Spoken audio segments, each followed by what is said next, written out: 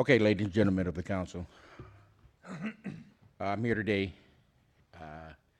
in reference to renaming Orange Street after in the memorial memory of Merle D. Norman.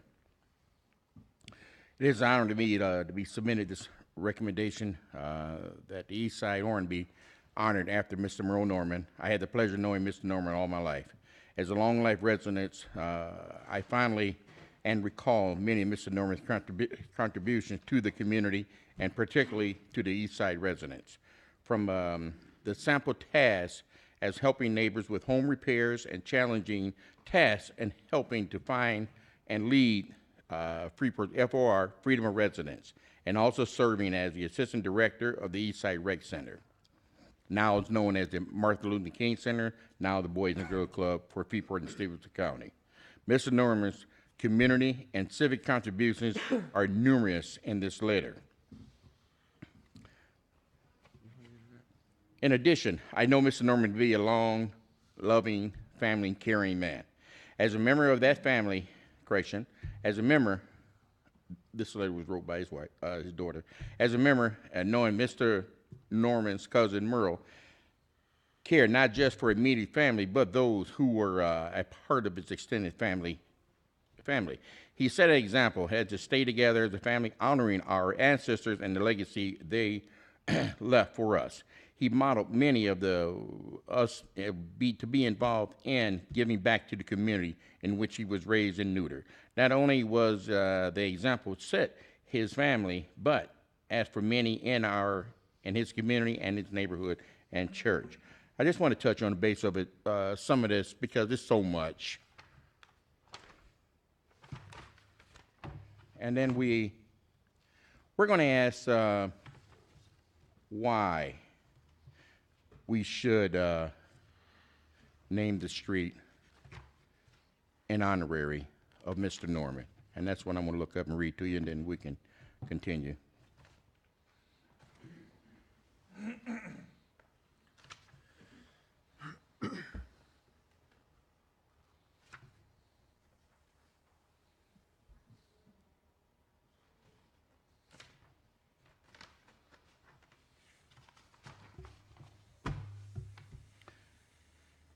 Okay, there are many reasons we want to Merle D. Norman.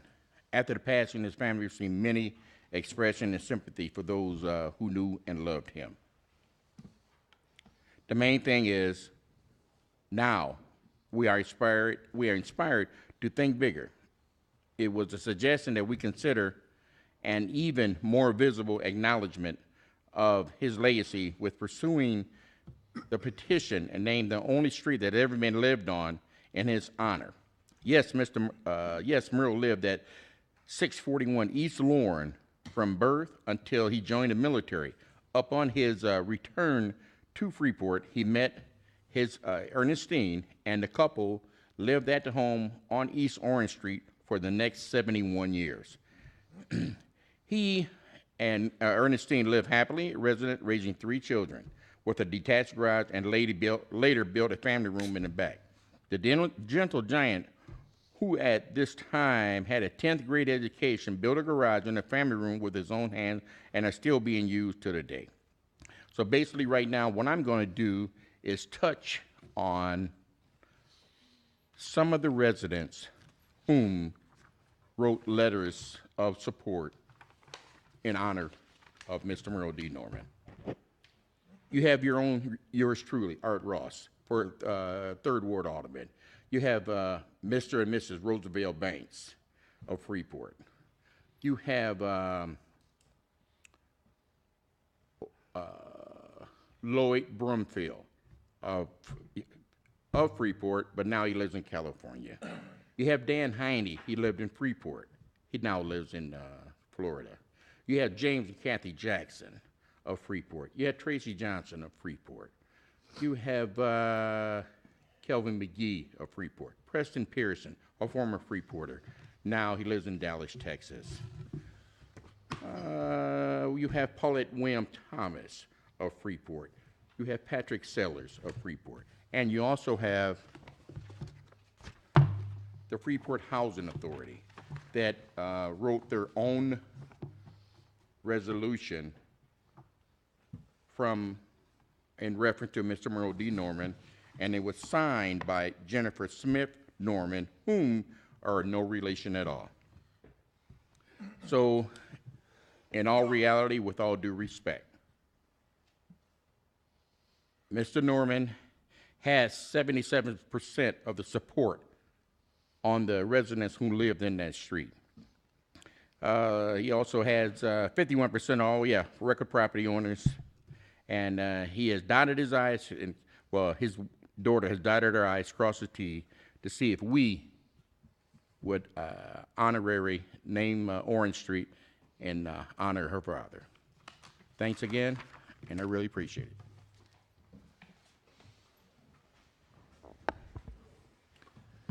Mr. Chair, Alderman Clem? if I could just say a few words. Art and I talked about this, and I have the pleasure of meeting Mr. Norman when I was about 14 and a half years old, working in my dad's meat market. He and the family used to come in every week. Merle was just one of those guys that was the nicest guy in the world, great family man. And as Art said, did so much in mentoring so many young people through the East Side Rec and through everything else. Also, avid sports person, excellent father and family man. I mean, just this guy, just an all-around great guy. I would be in support of it and make a motion to move it forward. Second. And I'll second that. All right, we got a motion on the floor made by Alderman Clem. We'll give the second to Alderman Ross. All in favor? Mr. Chair, Any other comments? just had a couple brief questions for Alderman Ross. First of all, thank you for bringing this forward, and it was I appreciated reading through all the documentation of the individuals in support of this. It really kind of helped highlight why they were asking for this designation. I thought it was interesting to see kind of the broad geographical they all started out in Freeport, but all the different areas of the country now, these individuals who were helping make this recommendation. I was looking and I saw, as you had indicated, you need 51% to sign the petition. They had 14 of 18. 3 of the 4 remaining slots I saw in there were Freeport Housing Authority slots. So would that basically be covered by that resolution where they're approving it as well, that the Housing Authority for those 3 properties that are on that are supporting it as well? That is correct. Okay. The chairman, the now chairman, Jennifer Smith Norman, she herself, with her board, came up with a resolution to write the letter of support and honor it, their board. Their board would honor it, I should say. So if those 3 Housing Authority properties are added to that number of the 18, you'd have 17 of the 18 individuals supporting it? Or That is correct. supporting it? Thank you. Yes. Any other questions or comments? All in favor of moving this on to the regularly scheduled meeting? Aye. Aye. Any opposed? Motion carried. Moving on to number 8, discussion of 2018 contract services for monitoring of landfill numbers 2, 3, and 4 from Fair Graham. Presentations by Adam Holder, Joe Zirk, and Public Works Director Dennis Carr.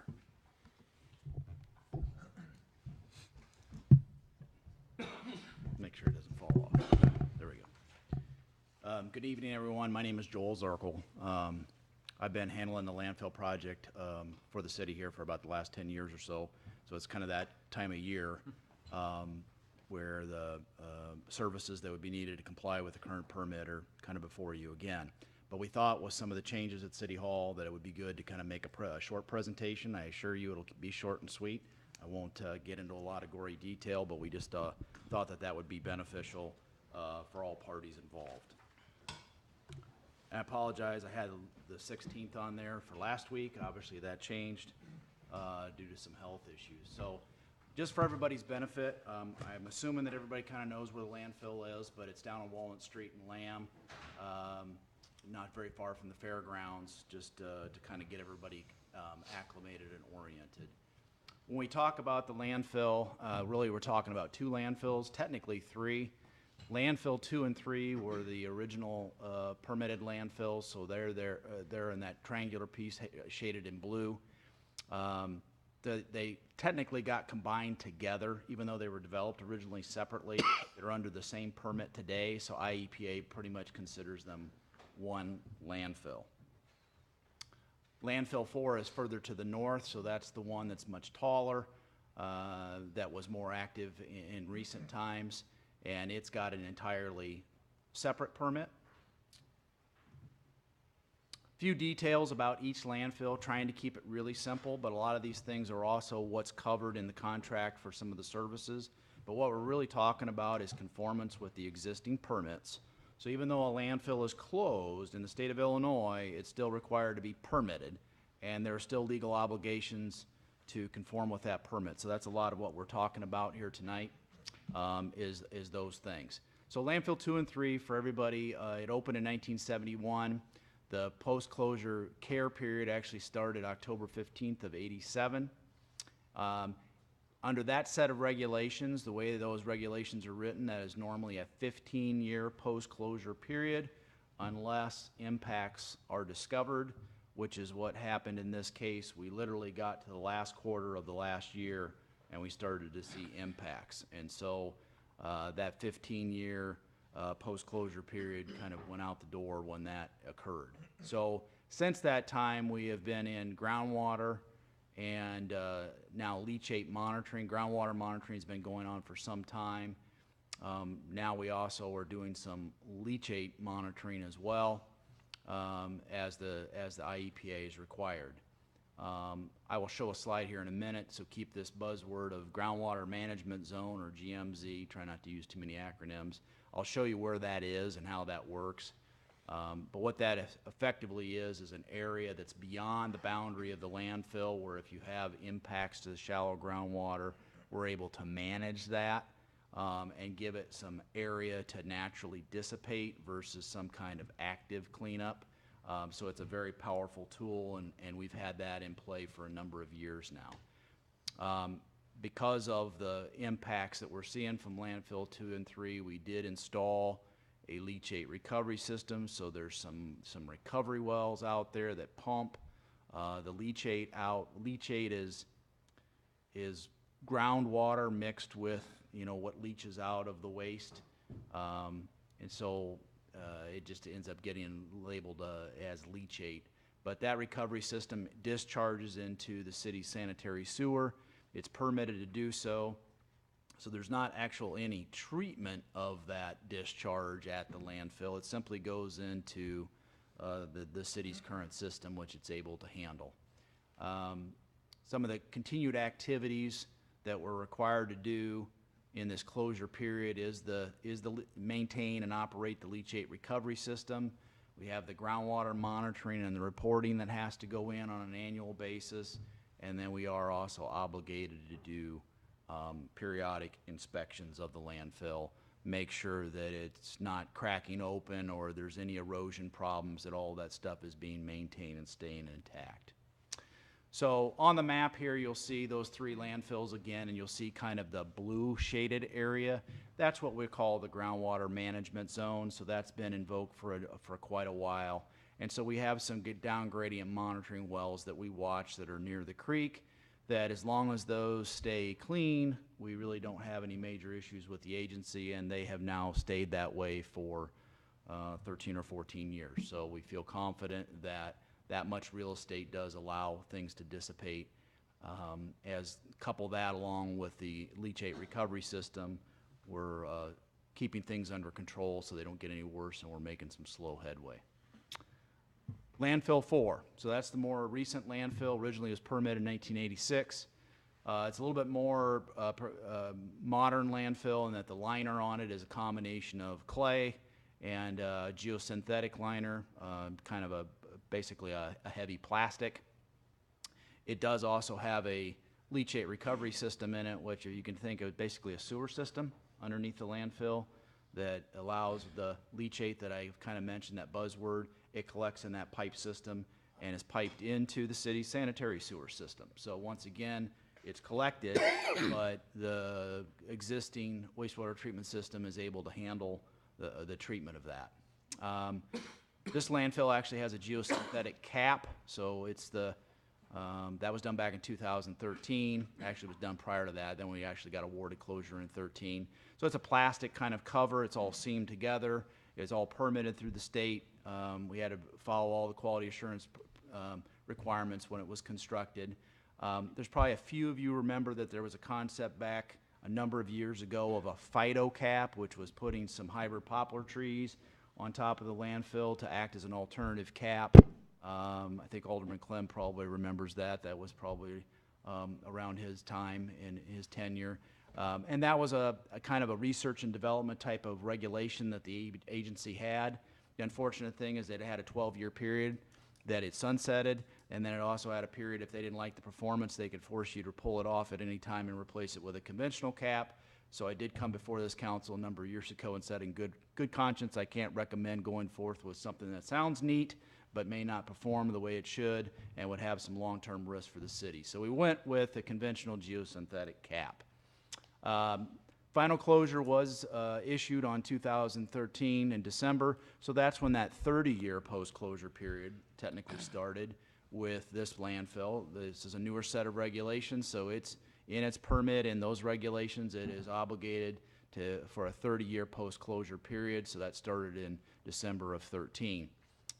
With this landfill, we're also doing annual monitoring, some preventative maintenance. So same kind of situation. We have the groundwater monitoring wells. We test those. We have some reports that have to go in. We also test the leachate that's in the leachate collection system. We don't have any active pumps there. It's strictly a gravity system, so that's a little lower maintenance. We do, unlike landfill 2 and 3, we also have to do gas monitoring at this particular landfill. It does generate, we've entombed the garbage. It does generate methane. We've been doing that since 2013. We were doing that on a monthly basis. Now we're down to quarterly based on, we've done it for 5 years, and so the permit and the regulations allow us to reduce that. So we are reducing that, and then there are periodic inspections.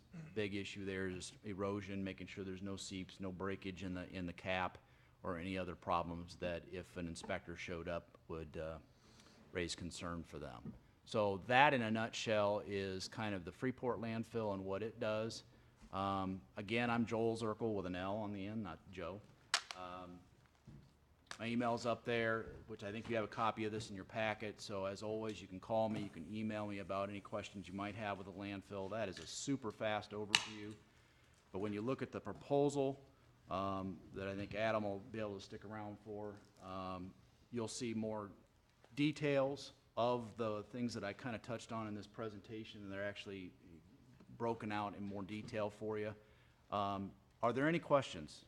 I know I covered that really quickly. All right, well, thank you very much for your time. Any questions, comments? No, I just wanted to say, Joel, thank you for the work you guys have done on monitoring this over the years. I know it's something that, you know, you're kind of throwing a dart at something that keeps on moving, because every time you get to where you think you might not have to worry about it, something else comes up. But basically what you're saying is, as we stand right now, there are no major crises on it. Everything is moving along fairly smooth. We're monitoring what we need to monitor. Correct. All right, any other discussion?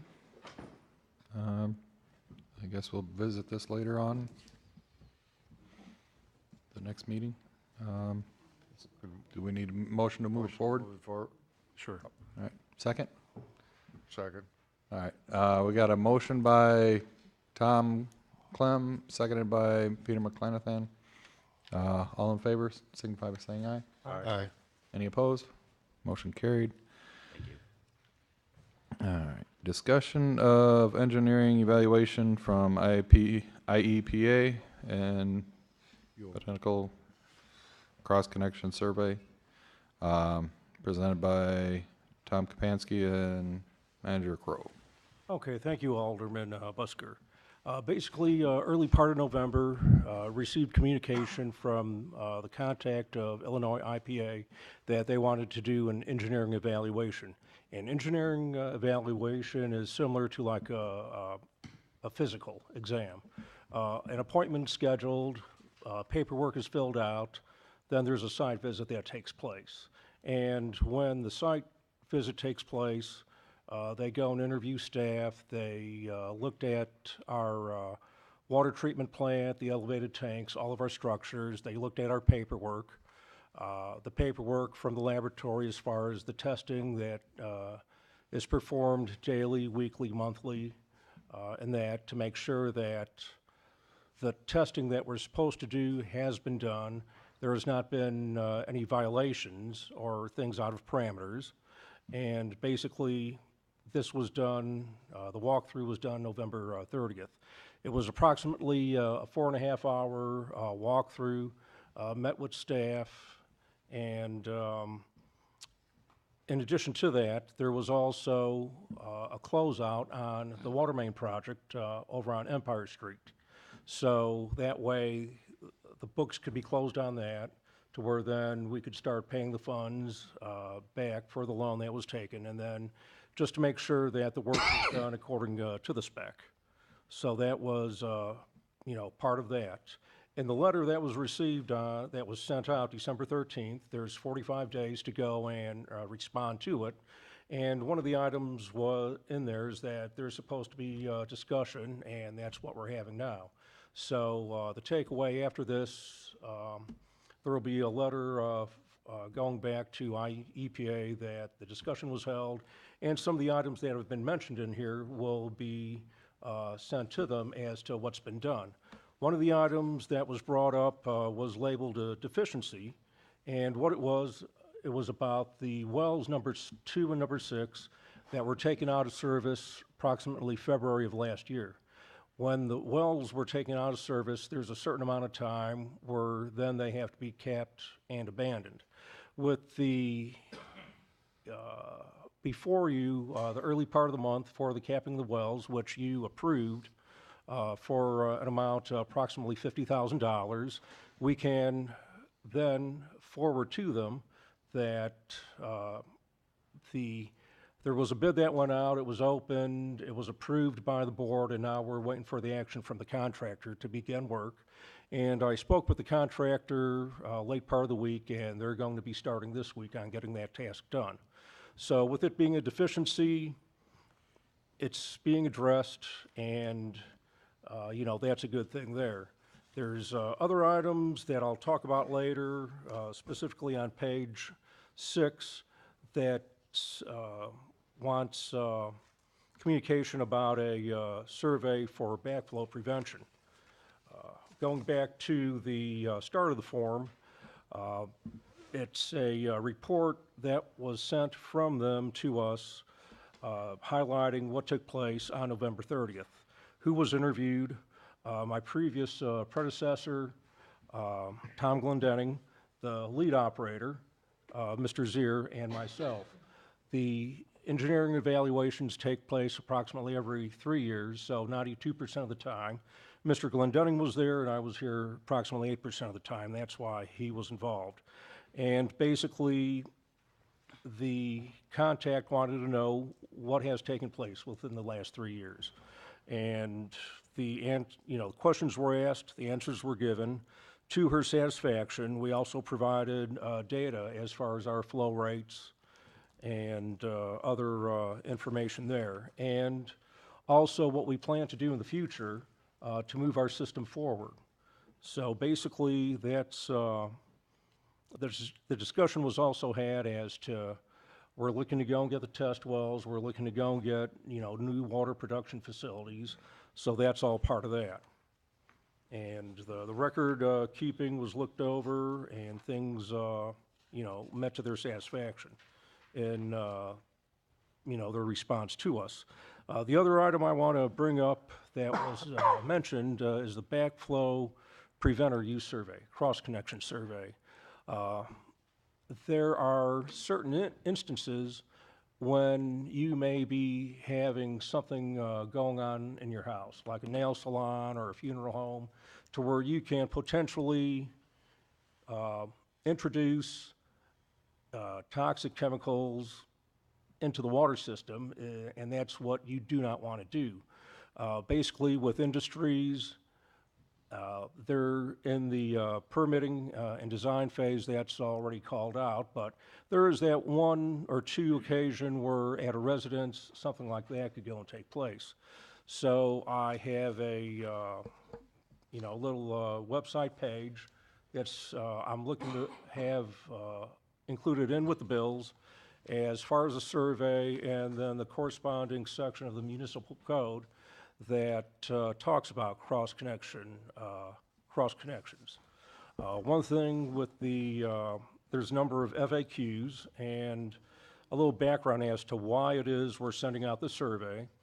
And I'm going to look to have it online as well as a stuffer in each water bill going out in February.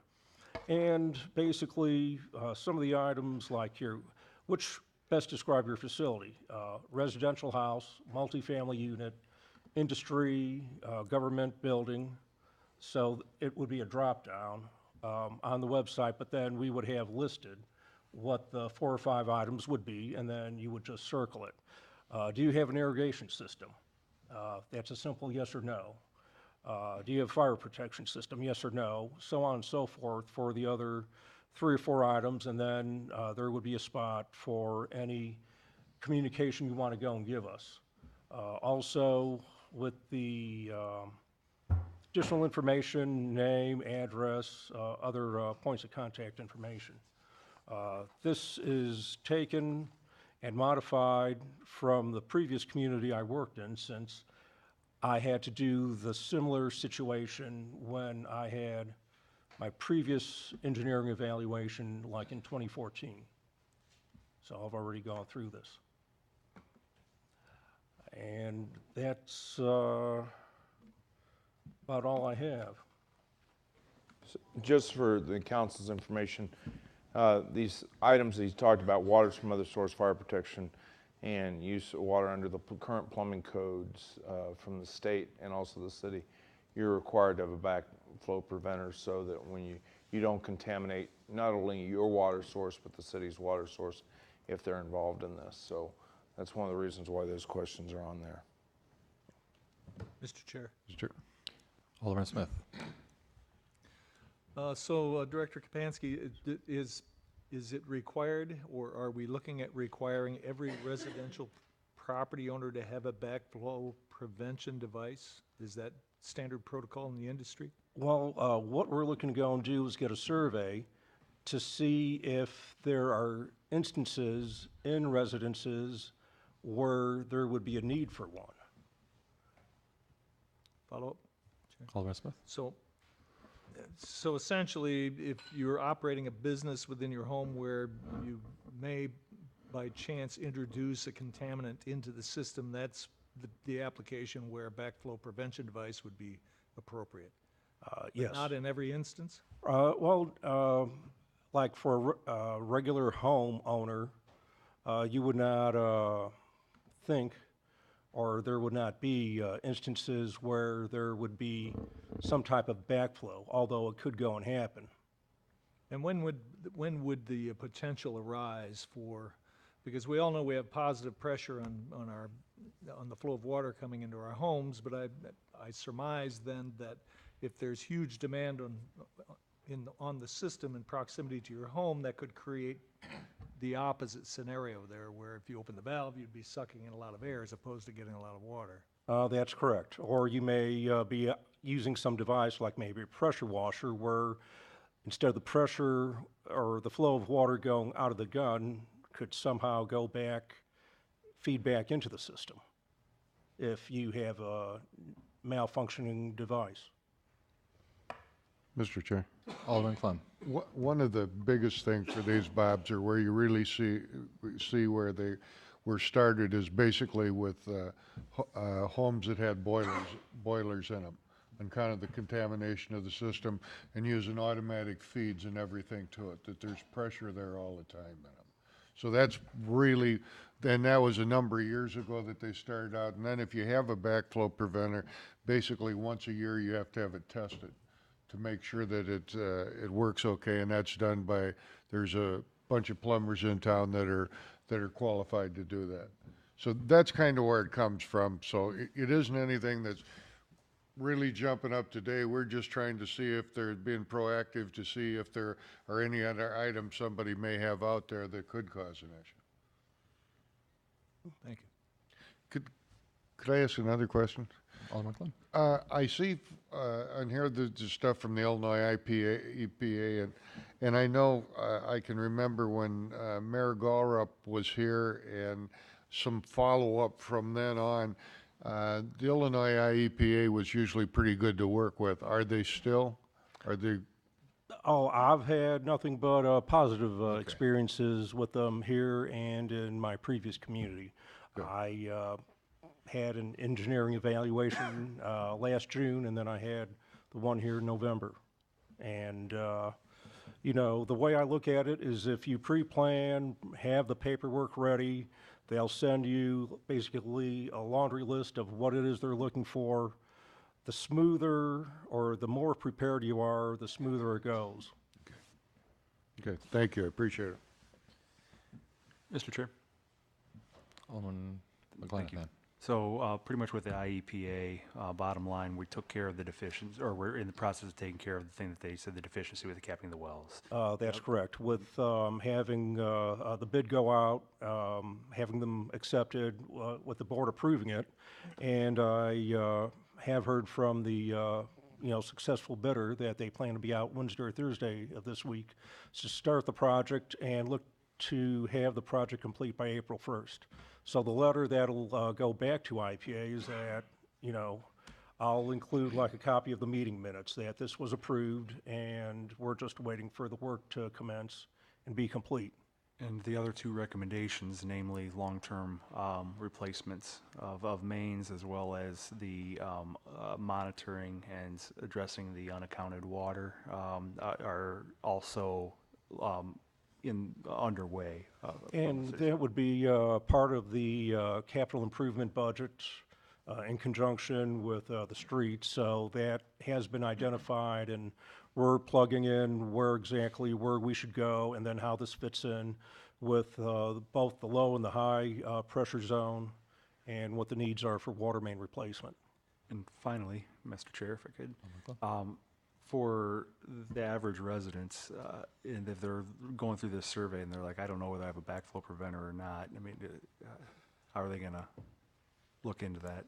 Well, Those things, if you have it, you know you have it, and if you don't, you don't know? Or For those that have, because I have a sprinkler system, it should be something above the ground, and there should be a clean out right near it, that you should see it, it'll come out, so that if you can get a clog up, or it's in your house, that you have a backflow preventer, it'll have a filter system that you can unscrew and clean it out right in the air direction of that.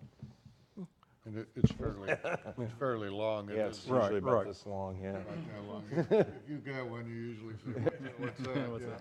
Yeah. and then also with it is that, if anyone has any questions, they're unsure, we have our contact information, and I or any of the other staff can look to, provide additional information to help them navigate through that.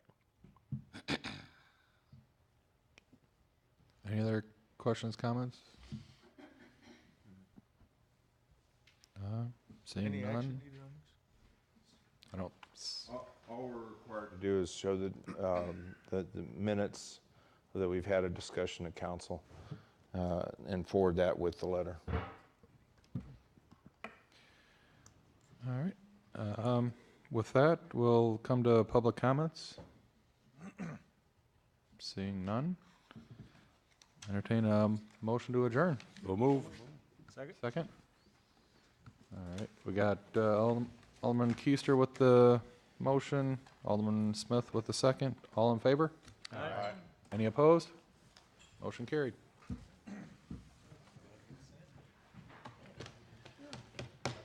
For a little break. It's okay. And refer over here to the left, and you're going to It's important. I think King House is. Like, you know, you have to in there, you know. Huh? Yeah, there it is, my God, you know, it is there. Take back everything I said. There, but I can't hold it.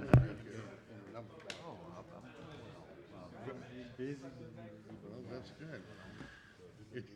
Yeah, when you're out in the world where you get paid for it.